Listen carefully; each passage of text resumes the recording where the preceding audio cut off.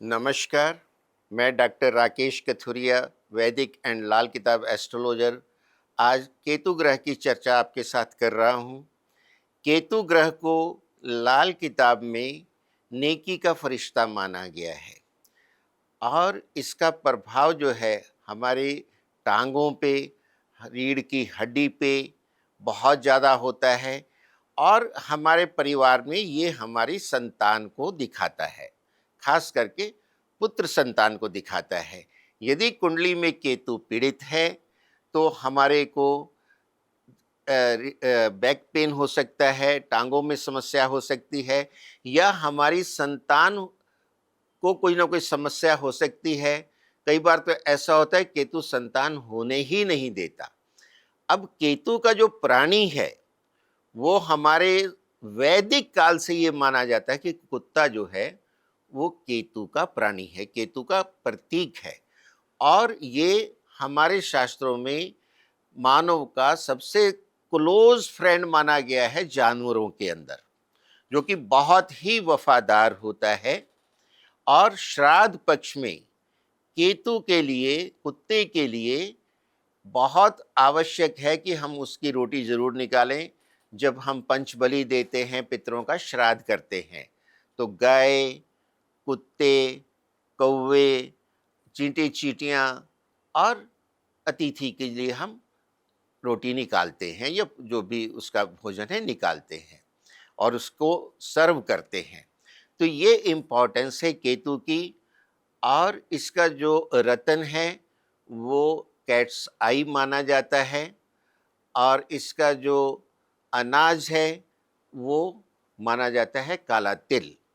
और स्पेशली काले कुत्ते पे और black and white mix colour के कुत्ते पे इसका बहुत प्रभाव माना जाता है।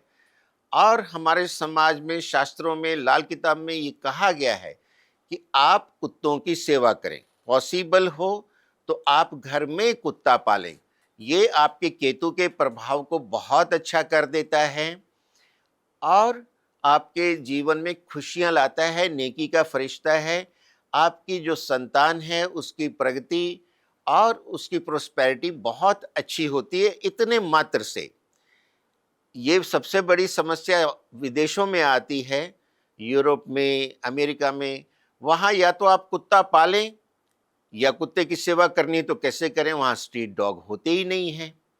लेकिन ये समस्या अब हमारे देश में भी सुनने में आ रही है, क्योंकि अब तक ये था कि हम गली में कुत्तों की सेवा करते थे, कभी दूध पिला दिया, बिस्किट दे दिए, कुछ और खाने की चीज़ें दे दी गई। लेकिन अब ये रिपोर्ट्स आ रही हैं कि ये डॉग बाइट के केसेस बढ़ रहे हैं और कुछ शहरों में ऐसा प्लानिंग हो रही है कि कुत्तों को शहर से दूर किया जाए, कुत्तों को सबको वहाँ से हटा के उनके रहने के लिए एक अलग व्यवस्था की जाए। यानी मानव जाति से कुत्तों का पूरी तरह से अलगाव किया जाए। इससे ये डॉग बाइट की समस्या तो खत्म हो जाएगी। लेकिन एक और समस्या ये है कि जो हम कुत्तों की सेवा करते हैं, केतु को बैलेंस करते हैं, केतु के शुभ प्रभाव पाते हैं। और लाल किताब ये कहती है कि सराउंडिंग में जो हमारे जीव जंतु हैं उनकी सेवा करना हमारा कर्तव्य है, उससे हमारे ग्रह अच्छे होते हैं।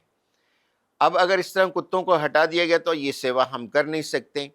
सामाजिक समस्या ये आ रही है कि डॉग बाइट बाइट के केसेस बढ़ गए हैं। वो शायद इसी वजह से बढ़ गए हैं कि हम कुत्तों को एनॉय कर लेते हैं या उनको खाना पूरा नहीं मिल पाता है, एक रीज़न ये भी हो सकता है।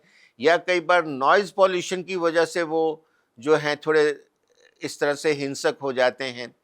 तो इन चीज़ों पे विचार करना आवश्यक है।